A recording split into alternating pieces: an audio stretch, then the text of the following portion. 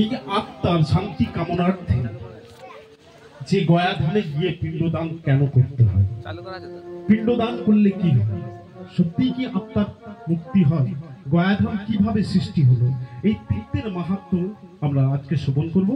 তাই আসুন আজকে আমরা গৌরচন্দ্রিকা করে এই লীলার মধ্যে প্রবেশ করব। আজ শচীনন্দন গৌরহরি আমার নবদ্বীপ নদিয়ার মাটিতে ভক্তগণ সঙ্গে নিয়ে তার ভাব প্রকাশ করলেন। কেমন করে? আমার শচীনন্দন গোড়ায় আমার ভাবে দেবী আমার শচীনন্দন। হ্যালো রাধে রাধে শচীনন্দন গোড়ায় আমার রাধে রাধে বলছি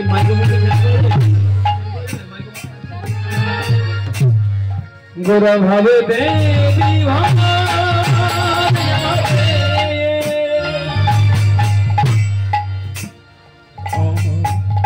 রাধে রাধে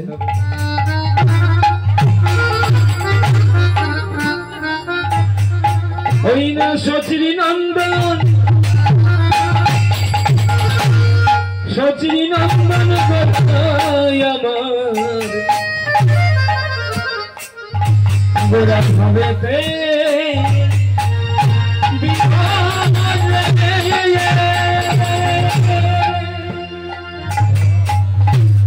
শচীনন্দন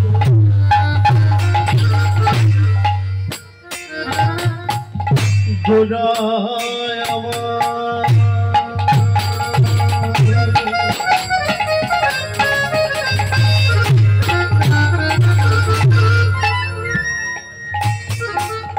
আজ ভাবেতে বিভোর আজ শচীনন্দন ওই না শচীনন্দন গোড়ায় আমার গোড়া ভাবেতে বিভারে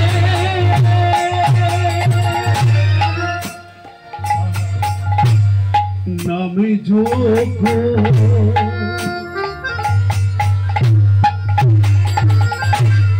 করে গোড়া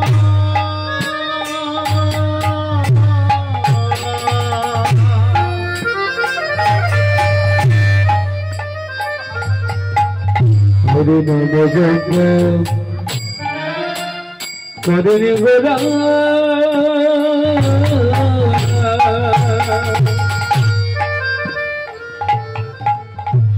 আমার গোড়ার হে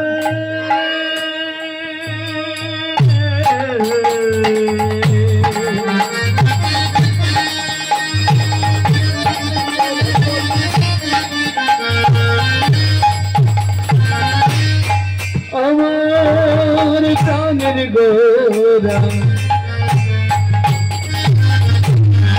আমার রসরাজ গোরা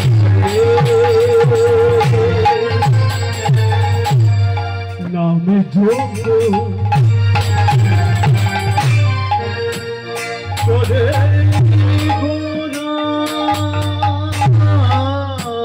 গোরা হরি বল হরি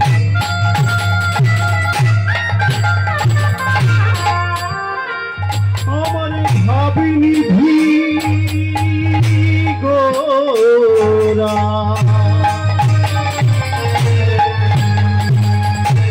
আমার ভাবিনিধি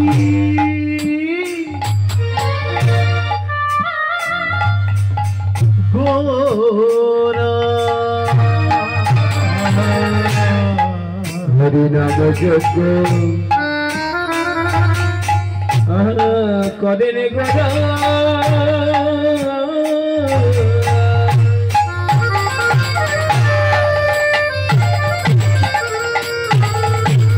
আমার ভাবিনি গোরা রে গোরা রে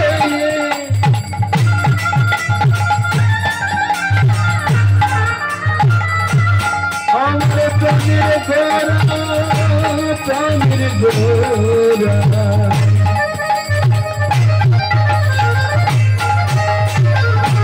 গোরা কিনা ভাবে যোগার হলো দয়া বলে এমন দয়াল সবাই আছে আমার সুচি মায়ের এমন দয়াল সবাই আছে আমার বিষ্ণু পিয়ার প্রাণ ধুয়া এমন দয়াল আছে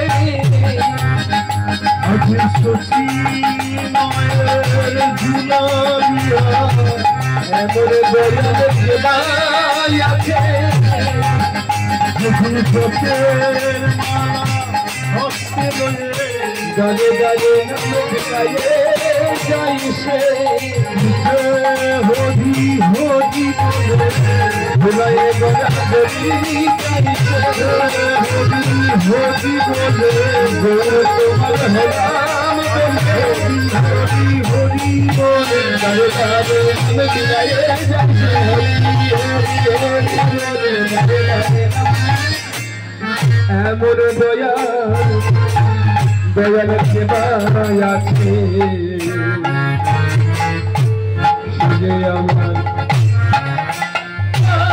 সে আমার প্রাণের ভগবান সে আমার প্রাণের ভগবান সে আমার প্রাণের ভগবান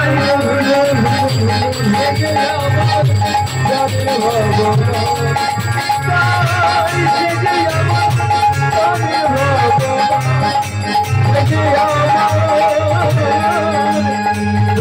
ভগবান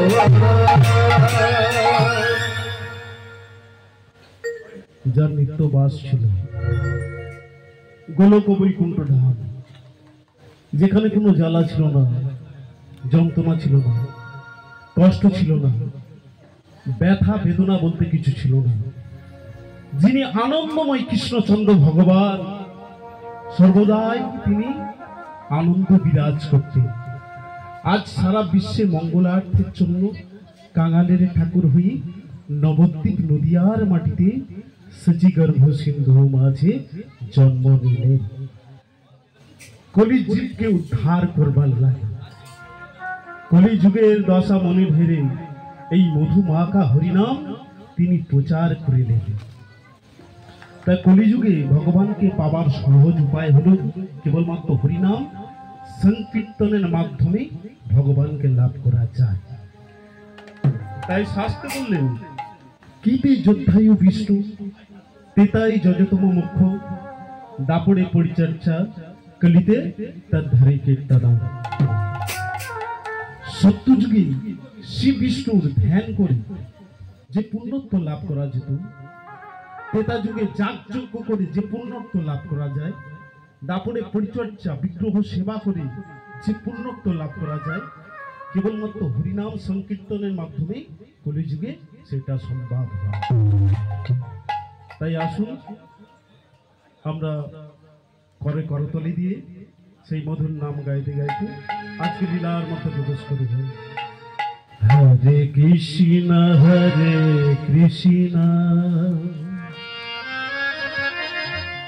কৃষ্ণ কৃষ্ণ হরে হরে, হরে রাম রাম রাম হরে হরে। হরে কৃষ্ণ কৃষ্ণ কৃষ্ণ কৃষ্ণ হরে হরে, হরে রাম রাম রাম রাম হরে হরে। হরে কৃষ্ণ কৃষ্ণ কৃষ্ণ কৃষ্ণ হরে হরে, হরে রাম রাম রাম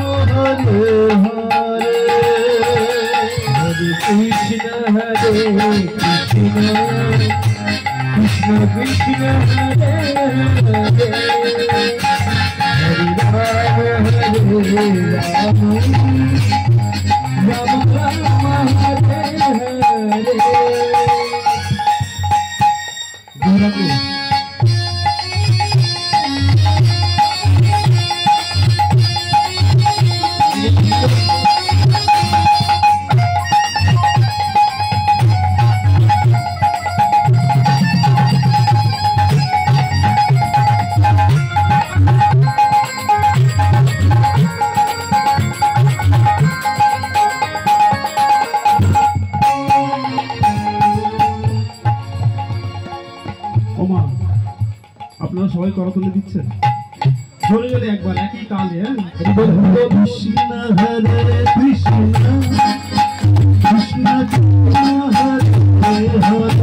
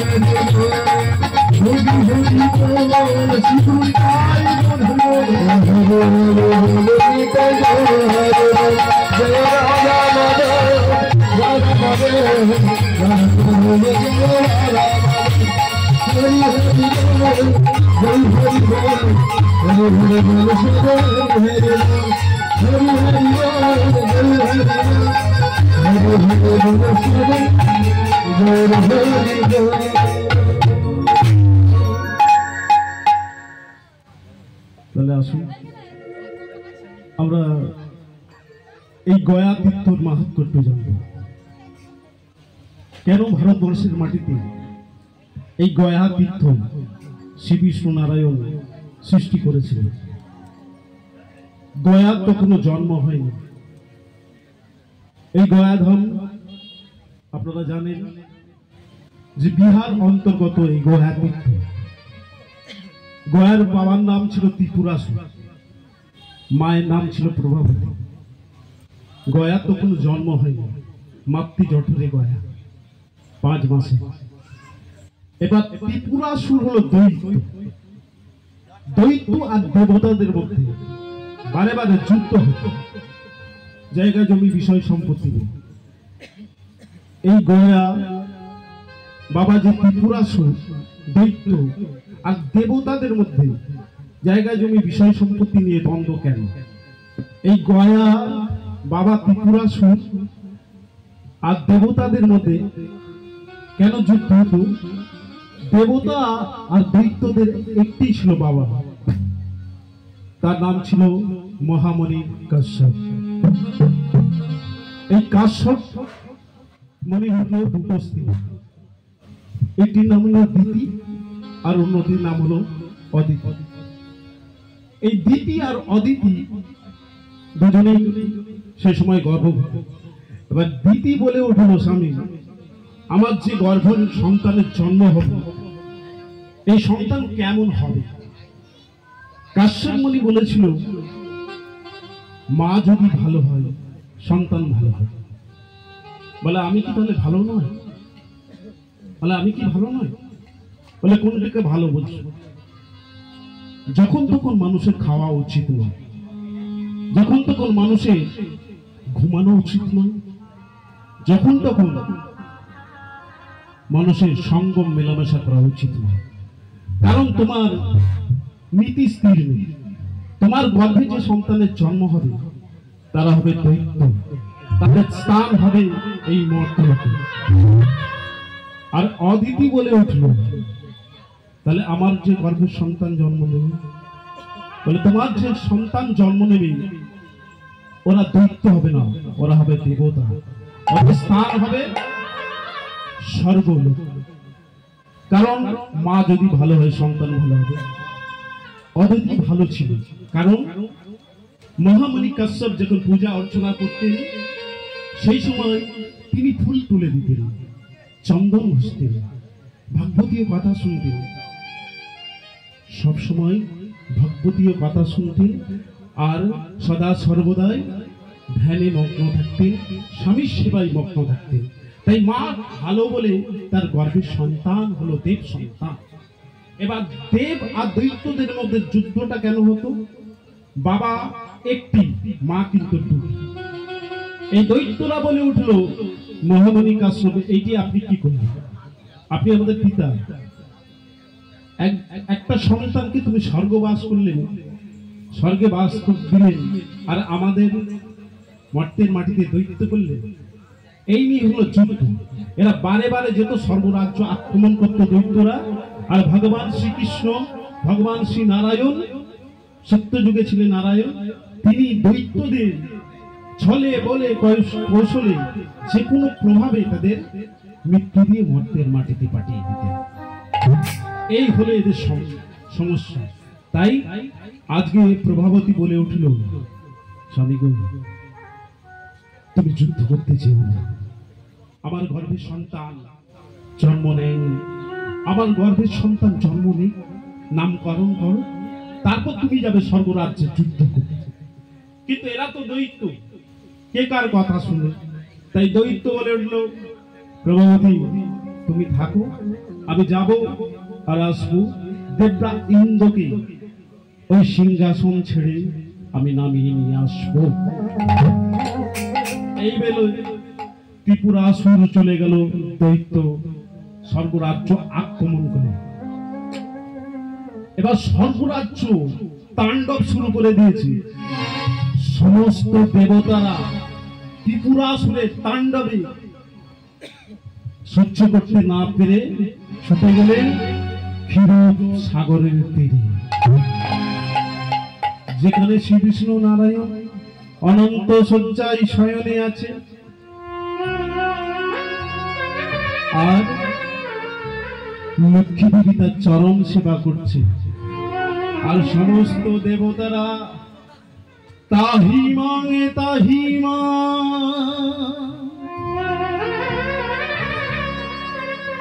রক্ষা করো প্রভু, রক্ষা করো, এই দৈত্যর হাত থেকে তুমি আমাদের রক্ষা করো। সবাই বিপদে পড়ে ছুটে গেল ওই ক্ষীরোদ সাগরের তীরে, যিনি অনন্ত শয্যায় শ্রী বিষ্ণু নারায়ণ। আমরাও চলুন সে বিপদ ভঞ্জন মধুসূদনকে একবার স্মরণ করি। সমস্ত দেবতারা চললেন, প্রভু বিপদ ভঞ্জন সংকট মোচন, মুরলী ধরি তুমি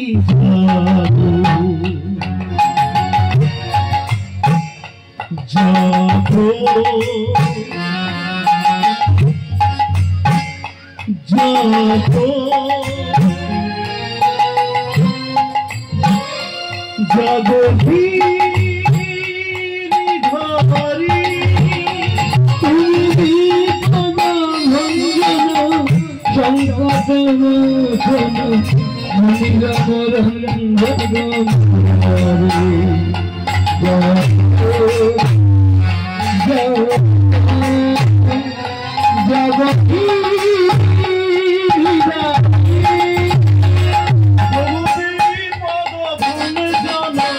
সংকট মোচন, বলে ধরি তুমি জাগো জাগো জাগো প্রভু বিপদ ভঞ্জন সংকট মোচনে মনিব মরঞ্জন মুরারে জাগো জাগো জাগো গিরিবারে জাগো জাগো জাগো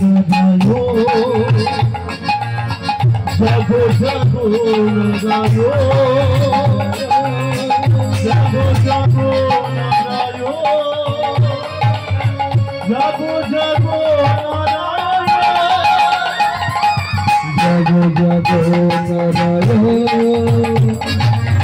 জাগো জাগো নারায়ণ জাগো জাগো নারায়ণ জাগো জাগো নারায়ণ বিপদ ভঞ্জন সংকট মোচন বলি ধরি তুমি জাগো জাগো জাগো গিরিধারী প্রভু বিপদ ভঞ্জন সংকট মোচন মনিব মরঞ্জন মুরারে জাগো জাগো জাগো গিরিধারী জাগো গিরিধারী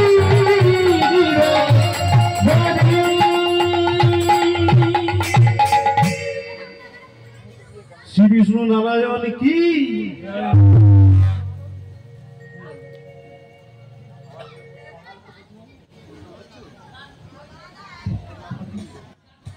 যারা আদেশম যারা এই যে দেখে তোমাদের মনে হয় যেন ভিখারির বেশে এসে আমার কাছে দাঁড়িয়েছ, তা কি ব্যাপারটা? বলে না, মানে আপনি তো সবই জানেন, স্বর্গরাজ্যে এক দৈত্য এসেছে। দৈত্য সুরের তাণ্ডবে আমরা অতিষ্ঠ হয়ে উঠেছি। আপনি অনন্ত শয্যায় শয়নে থাকেন, আপনি তো সবকিছু জানেন, আবার নতুন করে কি বলার আছে? আপনি চোখ দুটোকে বন্ধ করে থাকেন, তবু আমাদের কাছে শুনতে চাইছেন। আপনি কি জানেন না স্বর্গরাজ্যে আক্রমণ করেছে ত্রিপুরাসুর?